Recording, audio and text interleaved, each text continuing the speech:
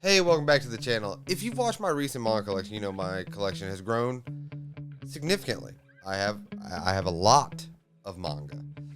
And with that comes me picking up series that I just haven't read. And sometimes, you're trying to pick a series to read and you're like, I cannot decide. I'm not going to decide. I've made a wheel. I'm going to spin this wheel and it's all volume ones. And it's all stuff for the most part that I haven't read or haven't read in a long time. I'm like, oh, I should really get back to that series. Naruto is one. But 90% of these manga is manga that I have not talked about on this channel. It's basically a random manga volume 1 blind review. That's probably not what the title is going to be because that's a mouthful. That's a lot to say. But yeah, and then once the volume 1 is picked, depending on what you guys say in the comments, the volume 2 will be added to the wheel, or a new series from my collection that I have not read or talked about on this channel will be added in its place. So, let's spin the wheel.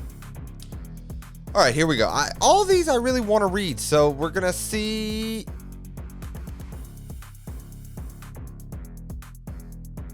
Welp. This is a good one. You guys have told me to read this, so yeah. Let's read the first volume of Attack on Titan. It will not be in this format when I come back. It'll be how I normally do reviews. So I'm excited, man. I'm actually really. This is great that this is the first one. So yeah, Attack on Titan. Here we come. Okay, you guys were right. You guys were right. You nailed it. That was the craziest volume 1. The ending alone. Okay, if you were like me recently and have not read any Attack on Titan or watched any Attack on Titan, I'm going to spoil this first volume, so don't do what I did and wait. Go read it right now. And come back to this video, because let's talk about it. Oh, that ending was crazy. There is something about a manga, especially in a volume 1, where you feel like the author knows what his story is about and knows what he's trying to tell and executes it perfectly. And that's how I feel like this volume 1 did with Attack on Titan. So our main character, I think, I don't know, that ending makes it seem like he is not our main character. 4 chapters. I read 4 chapters and all this happened. I believe our main character is Eren Yeager. I think. Him and his sister Mika-sama? Mika-mama? You guys help me out with that name in the comments below. Thank you. Appreciate you. But they are in this city that is surrounded by a bunch of walls because giant titans, which are like human men-shaped creatures, have destroyed humanity. But they haven't attacked in like 100 years. When this volume first starts, because they even run into guards that are drinking in the middle of the day because they're like, "Yeah, we gotta guard the gate. Like, it's been 100 years. Listen, if it happens, I guess us being drunk will not affect it." So people are at peace. But then a survey group, which survey groups are basically designed to go outside these gates and attack the Titan on their own ground. They get attacked, but they come back to this city. And I really liked this, and it kind of really showed what manga this was trying to be. Not like the final chapter that we're about to get into at the end of this video. I thought this was as dark as it's going to get. I was wrong. They come back, and this woman is like, I can't find my son. And the captain of these people hands her an arm. Just an arm. And they're like, this is all we could recover from your kid. First off, that's a crazy way to start a manga. Like, that's wild. But after kind of trying to process, she's holding the arm of her dead son. She goes, well, at least his sacrifice, helped us get a step closer,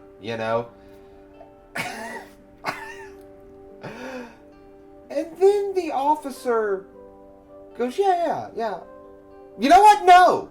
Didn't get us a step closer. I made a mistake. Honestly, his sacrifice meant nothing. And she breaks down in tears. Think about that in the real world. Imagine getting back and they think that they're working towards something. And for someone to tell a mother, your son's sacrifice was for nothing. That's a powerful statement. Like, it is played emotionally in the manga, but it's a very powerful statement for it to be the first chapter of this brand new manga. I mean, I know it's not brand new anymore. It's over with. I get that. But pretend it's releasing now. The creator of this, I believe, did so to set the stage that this is a dark and depressing world. And it just keeps getting more and more depressing as the chapters go on. Again, I read 4 chapters. And wow. And Eren and his sister see this, and he wants to join the survey team because he doesn't want to be trapped in the cage. And he says something really poignant, and I'm going to butcher the line probably, but I'll put the line on screen here. What's life worth living if we're living like caged birds? That's a good one. It's a very good line. And he says this to his mother and father, and his mother is staunchly against him joining the survey squad. But his father, who's a doctor, who's well respected, kind of accepts this and looks back at him and says, I want to show you something in the basement. This is the thing. I already have kind of like ideas. Is his father a part of like a legendary survey guy? Or this, because it's basically the military. Is he like a legendary person in this military? Because he has a key around his chest. Like he has done something shifty in the past. So already in chapter 1, it's laying the groundwork that there is something bigger going on. But then at the end of this chapter, all this peace and all this, because they basically think Titans are kind of a joke now. It's been 100 years of peace. Not anymore! The Titans attack. And then we go to chapter 2. But chapter 2, they realize that the Titans are bigger than they remember. These are like colossal Titans. And he's wrecking havoc. And again, if you remember with the military mother, I thought, well, this is dark as it's gonna get. No! Eren's mother's crushed by a house. Him and his sister run and find her, and they're trying to lift pieces of the house off of her to get her out. And she's like, my legs are crushed, so even if you can get me out, I can't run. The colossal Titan's coming for him. And Mr. Haynes intervenes. He's like this older gentleman. We'll get to him in the next chapter, and we kind of learn more about him. But he runs in and he talks about this debt that he has. But Eren's mom's like, no, take the kids and run. And he has to make that decision to take the kids and run, or try to defeat the Titan, repay his debt, and save all 3 of them. He looks up and sees this Goliath of a monster. And honestly, he gets scared. And he even says this after he takes Eren and his sister and runs. Eren is mad and he kind of tosses him off. And he tells Eren, your mother wasn't saved because you weren't strong enough and I wasn't brave enough. I think it's a big thing for a shonen manga to have a character like him, because you think he's going to come in, kind of save the day or whatever, but to show and to kind of illustrate that these monsters are very scary. That even these big bad dudes are like, I'm terrified of these people. Monsters, less people, monsters really. And after this little bit, we're shot 5 years later, and Mikasma is at the top of the class. Eren is number 5, and there's like the top 10. They go through the top 10 because they go into the branches of the military that someone can be a part of. You have the garrisons, which reinforce the walls. You have the survey team, which goes out and tries to attack Titans on their own ground. And then you have really the prestigious military police that kind of work with the king.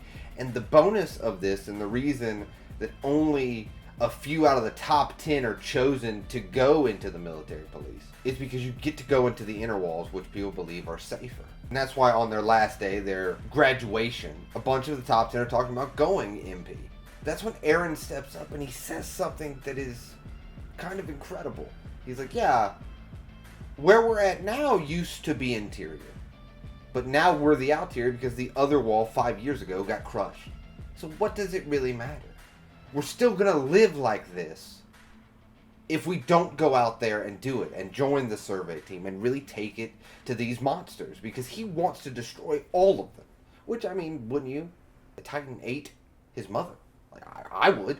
And then Jean, one of the other top 10, who was all about the MP, him and Eren go at it, but his sister stops him and kind of takes him outside, and they have a conversation. And he asks her, you're number 1 in the class. Where you go? And she goes, survey team. She goes, if you go survey, I'm going survey. If you go garrison, I'm going garrison. If you go MP, I'm going MP. Because if I'm not with you, you're going to experience an early death. Foreshadowing? Maybe. And their buddy Armin, who they grew up with, also says, I'm going to go survey too. And they said, oh, hold on a minute, man. Oh, wait a minute. Listen, you know, you are one of the weakest. Maybe be a tech? Maybe go behind the scenes? And Armin kind of has a good point. He's like, no, I'm going to kind of make a difference. I'm going to kind of, I want to push through my limits. And that's one of the things that really struck me in this Volume 1. You know, it's hard to introduce characters and their different personalities, especially when you have a lot of different characters to introduce in your story. In especially 4 chapters. To be able to introduce multiple characters and kind of understand exactly what kind of character they are. This writer did it very, very well. You know who these characters are, and again, it's 3 chapters in. It's very impressive. Another thing I liked, I thought him and Mr. Haynes he's gonna have resentment that he didn't save his mother, but actually, he's a squad leader now. And he runs into Eren and all them, and they kind of understand why he didn't save their mother. I really like that, because a lot of stories might have tried to have that dynamic. But they're like, no, we, as adults, as people that are older, they're not really adults, but older, we understand the decision you made. Whether they like the fact that their mother is no longer with them, that's a different story. But instead of going that trope route, he decided to go a different way with it. And I really like that. Because I was like, oh, they're going to have this and be like, you should have been there, and it's going to be a whole side story. But instead, they're just kind of like, yeah, no, we understand. We hate the world we live in too. Like, we get it. And this volume continues to lay the groundwork with Eren's father. So he was a doctor. He didn't get killed in the attack. He wasn't with his mother. Because he has a flashback that after his mother's death, his father started to inject Eren with some weird needle thing. We don't know what. I don't know. Just had a weird flashback, got a headache, passed out, woke up. A lot of little nuggets in this first volume. And then when Eren wakes up and they're on top of the wall the next day, he actually finds out that his speech that night has really deterred a lot of the people to go MP, and now they want to go survey. And I'm not sure how many of the top 10 went survey, because we're about to get to the last chapter here in a minute, and just wait for it. But his speech did turn a lot of the top 10s into going survey, because they started to believe his ideas of living like this is not really living. Before they can really get excited, because they're like, yeah, we're going to go out there and get him, another Titan attacks. And Eren goes on the move. And he jumps up, and he's looking at this Titan and says it has been 5 years. And he's going to fight him. And then we get into the last chapter. Man, this was 200 pages. It went by so fast. Oh, so good. So good. They do a little flashback to when they were learning to use the maneuvers. And I did like how they really went into detail. And even the pages in between the chapters kind of goes into detail of how those mechanics work. Like the exhaust and the hooks that shoot out. It was very neat. So Eren and his team are going because the Titans are attacking. And you think to yourself, because they kind of set this little mood up. He's looking at Armin, his buddy that he grew up with. Like, this is the moment. The final chapter of the first volume, like, Eren's about to just take down a Titan. Not all the Titans, but, like, take down a Titan. No. Nope. This proves what kind of manga this is trying to be. The Titan rocks everybody. Thomas, eaten. I think it's like Sasha, eaten. Armin can't move, and he's like, why? I'm watching my teammates get destroyed because Eren gets his leg chopped off. Not chopped off, eaten off. Excuse me. I was wrong. And he's like, why is my body not moving? And then the Titan goes for him. And he's kind of falling down this Titan's mouth, because again, they're huge. And he's kind of having this flashback, and he thinks, this is where I'm going to die. Eren jumps into the mouth, slings him out, and says, you showed me about the outside world, because it does a little flashback that his grandfather had a book from the outside world. This is not where I'm going to die. As the Titan chomps down, his arm flies off. And Armin is sitting there looking at some teeth. Giant teeth. Excuse me. What a volume 1. This is why I started the wheel thing. because I thought, I have a bunch of manga that you guys have recommended me to start read that I want to read on my own, but sometimes it's hard when you have so many options. You just leave it to chance. What a first, episode this was.